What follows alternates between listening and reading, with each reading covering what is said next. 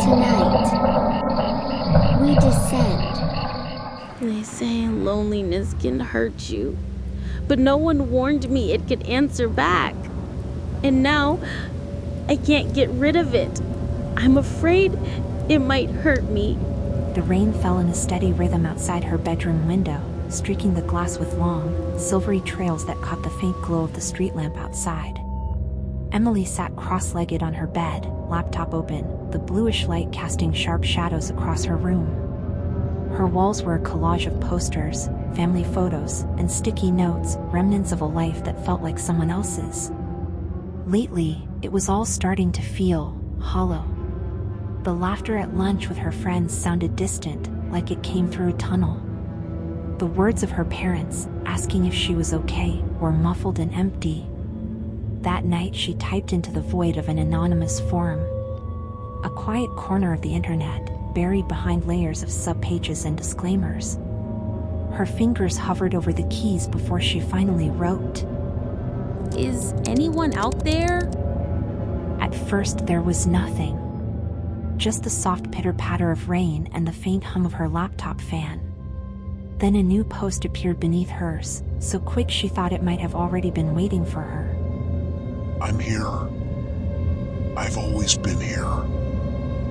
Her breath caught a little, and she stared at the reply. The username was just a blank field, no letters, no numbers. Curious, she typed back. Who are you? A friend. Like you. She frowned, unsure how to respond. But before she could think of what to say next, another message popped up. You don't have to feel so alone anymore. Something about the words made her chest ache. She hadn't told anyone how she'd been feeling. Not really. Not her parents, not even Hannah, her best friend since kindergarten. But this stranger seemed to know, as if he'd been watching. How do you know how I feel? I can see you. Emily's stomach turned cold at that, but the cursor blinked, waiting, and something deeper in her, a strange pull, kept her from closing the laptop. What do you mean? You don't have to be scared. I only want to help you. To be what they can't. Emily stared at the words. Her chest felt tight, her throat dry. But she couldn't deny the rush of something. Hope? Relief? She hadn't felt like this in weeks, months maybe. Someone finally understood. Okay, thank you. I think I'd like that. Good. We'll talk again tomorrow. Sleep well. Emily. She blinked at the last line. How had he known her name? She didn't remember typing it anywhere. Before she could form the question, the screen went dark. A sharp crack of thunder rattled the window, and the faint reflection of her face on the black screen seemed to flicker. For just a second, she thought she saw someone else standing behind her in the glass, tall, dark, smiling. But when she turned, there was nothing there. The next day, Emily's eyes darted toward her laptop the moment she got home from school. Her parents' voices trailed off in the kitchen, arguing softly over something mundane. She barely noticed. Dropping her bag by the door, she climbed the stairs two at a time and shut her bedroom door with a quiet click. The faint scent of rain still hung in the air from the night before. She opened the laptop and saw it waiting for her, a new message. Hello again. You're here. Of course. I told you, I'm your friend. And friends don't leave. A strange warmth spread through her chest as she read the words. The day had been gray and heavy, her friends chattering about things that didn't matter, her teachers droning on while her mind wandered. But this felt real. Someone who really saw her. How was your day? Bad, like always. I know. But it doesn't have to stay that way. You'll see. For the next hour, she poured herself into their chat. She told him about the way Hannah had looked at her when she didn't laugh at her joke, about how her mom kept asking if she was eating enough, about how she felt like she was disappearing and no one even noticed. He listened, or at least, he always had the perfect words ready. Words that sank deep into her like hooks. You don't have to keep pretending for them. Just let go. Let them vanish. That night she ignored Hannah's texts. And the next day she sat alone at lunch, her phone face down while her so-called friends whispered from the other table. She told him about that too. They were never really your friends. Not like me. You'll see, I can be everything you need. The days blurred after that. Her world narrowed to the circle of light from her laptop and the steady stream of messages from him. When her parents knocked on her door, she barely answered. When Hannah stopped calling, she barely noticed. All she needed was him. Then, a week later, she noticed something strange. It was just after midnight when she went to brush her teeth. She flicked on the bathroom light and caught sight of herself in the mirror, and froze. There, just above her wrist, was a faint, dark bruise. Oval-shaped, as if from fingers.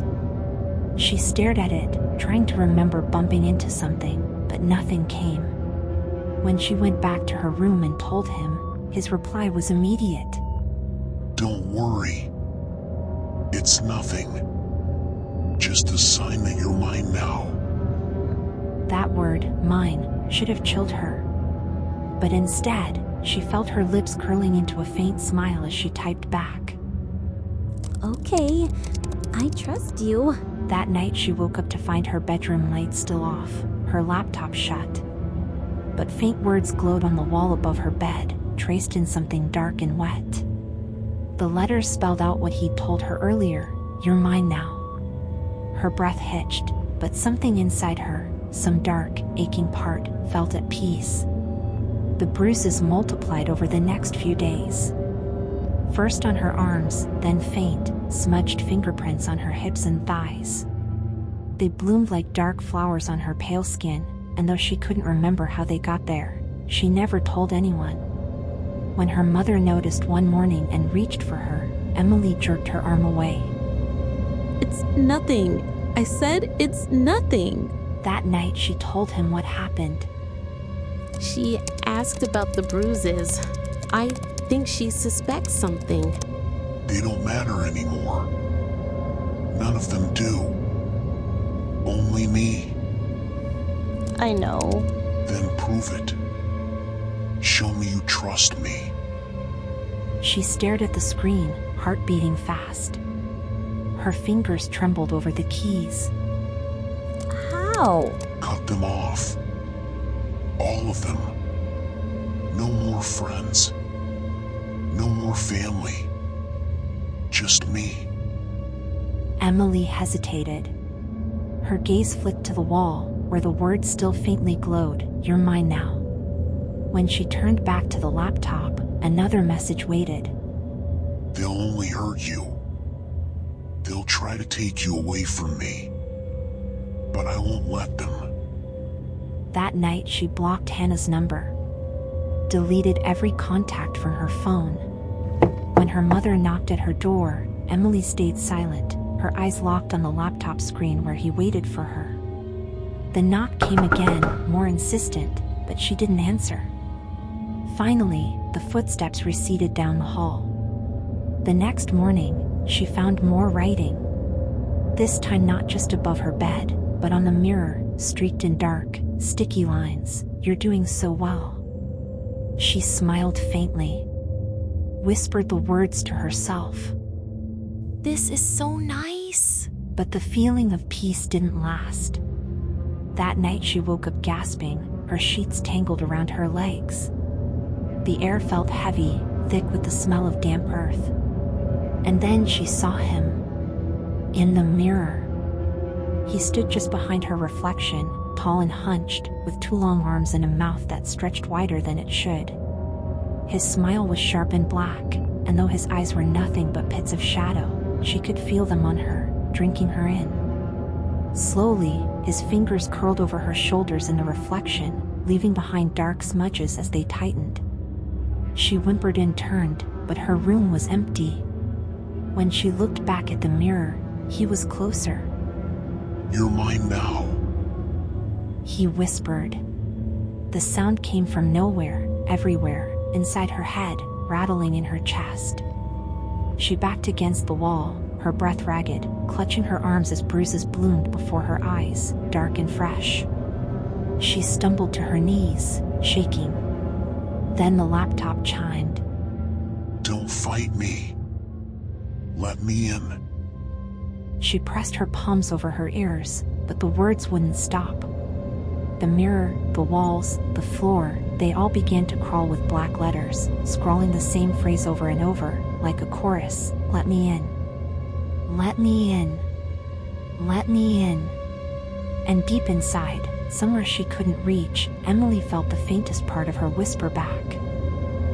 Okay. Emily didn't remember falling asleep. When her eyes opened, the clock on her nightstand blinked 3:33 a.m. Her room was quiet, but not still. The air felt wrong, too heavy, too close. Every shadow seemed thicker now, the corners of her room deeper than they had any right to be. On the wall above her bed, the words had changed again. In long, jagged strokes, they read, almost mine. She sat up slowly, her body stiff and aching. Every inch of her skin seemed to pulse, bruises faintly glowing like ink under black light. When she glanced at the mirror across the room, her reflection was already standing, watching her, smiling. Her reflection raised its hand and beckoned. No, I don't want. But you already said yes. The voice whispered, close to her ear though no one was there. The mirror rippled like water, and her reflection stepped through. It was her. But not. Its hair hung in dark, wet ropes, its eyes hollow and gleaming. Its smile stretched too wide, and black veins spiderwebbed across its skin. It moved closer, slow and deliberate, as the laptop chimed softly in the dark.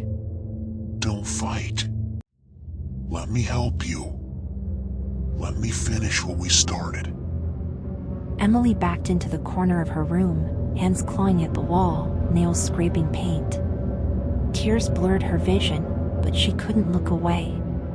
The thing that wore her face crouched in front of her now, head tilting in that uncanny way, like a predator studying its prey.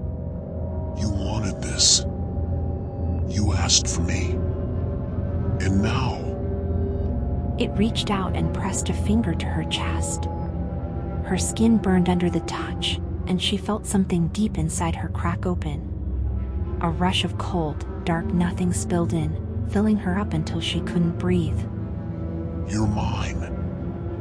Emily screamed as the room fell away, swallowed by shadow. The mirror was everywhere now, every surface gleamed like glass, all of them showing her face twisted and grinning back at her. The walls pulsed with words that bled into each other, impossible to read except for one phrase that stood out over and over. Carved deep and dark. A friend like me. When the darkness receded, Emily stood in the center of her room. She was smiling. Her reflection stepped back into the mirror, now indistinguishable from her own face. The bruises were gone. The words on the walls faded. The air felt calm again. Quiet. Peaceful. Downstairs, her mother called her name, but Emily didn't answer. She sat back on the bed, hands folded neatly in her lap, and turned to the laptop. A new message was already waiting. Well done. I knew you could do it. Her fingers hovered over the keyboard for a long moment before she typed, the faintest smile on her lips. Thank you. I feel so much better now. In the mirror across the room, her reflection grinned wider. And somewhere deep inside, something else grinned with her.